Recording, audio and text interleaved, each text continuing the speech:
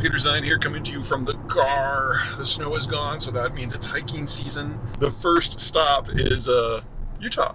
Anyway, we'll be doing some more pieces as the trip continues, but right now we need to get back to China. So we have seen a number of policy shifts out of the Trump administration in its first few months in office, and by far the most significant one is, of course, in trade, and we've spent the last couple of weeks going through the impacts of that on the U.S. economy, and now we're going to shift to the second largest economy in the world, which is the People's Republic. The situation here is not minor. I mean, in the United States, we hem and haw and bitch about industrial production and input self-sufficiency and all those good things that are worth having conversations about. But for China, the situation is far more existential. You see, the Chinese economic system is based on political stability via bribing the population. Basically, anyone who has cash, whether it's a central bank or a mom and pop operation, that cash is forced into certain investment vehicles so that there can be cheap, subsidized cheap capital available for any entity that is capable of employing anyone. The theory is pretty straightforward. China has a history of spinning part of the regions going their own way, of rebellions, and since the system has never had a way to transfer power from one generation to another that has really worked, the best way to make sure that everything holds is to make sure that everyone is gainfully employed. And it doesn't have to be a real job. It just has to be something that keeps people doing something for most of the week so that they don't get together in large groups and go on long walks together. It's something the Chinese government is very familiar with because that's exactly how they got their jobs. Anyway, so the capital structure is deliberately tilted towards this sort of robust, artificially cheap capital system. It means that the rate of returns on capital are very low, which means the entire system is kind of creaking along Enron style, but it means everybody's got a job. The thing is if you invest a bottomless supply of someone else's money into an industrial plant, it's A, not going to be particularly efficient, and B, is going to produce a lot of stuff that is not geared towards the local economy, and C, that local economy doesn't have the capital that it would be needed to purchase it anyway. And that's before you consider China's demographic problems. Now that they have more people over age 53 than under 53, simply having consumption at all is kind of hilarious. And so, no shock, we've actually seen consumption go down in the last 6 years. One of the fun things about COVID is it kind of put everything on hiatus for a few years in China because of the lockdowns, and none of the statistics really matched up with what we had before. And it's only in the last 18 months that's far enough in the rearview mirror that we have some idea of what the numbers actually look like in China, and they're all really bad. So along comes Trump and puts in a series of tariffs that basically function as an embargo. 185% was the peak. In that sort of environment, trade between the United States and China basically arrests.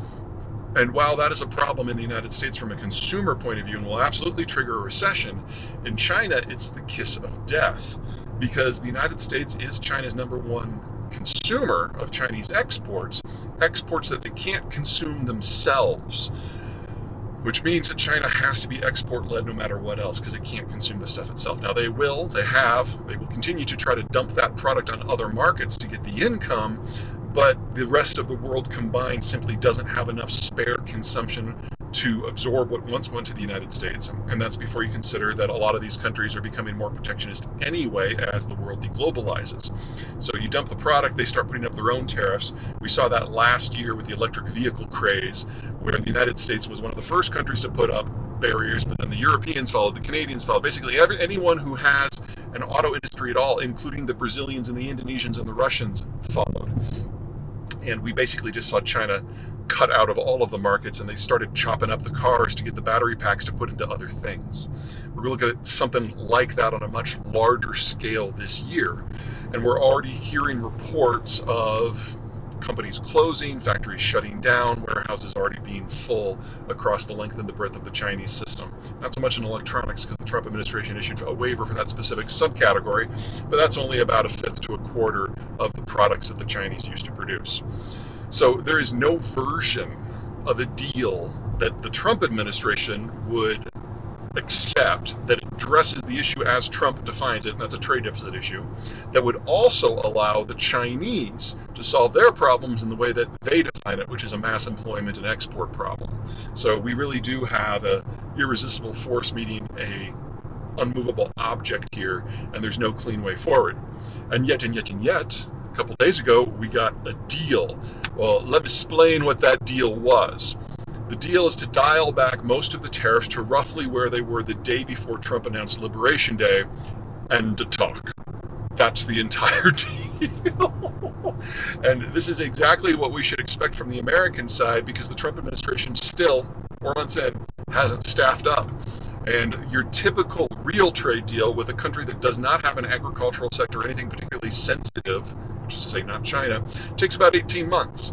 And we're only getting started on this process.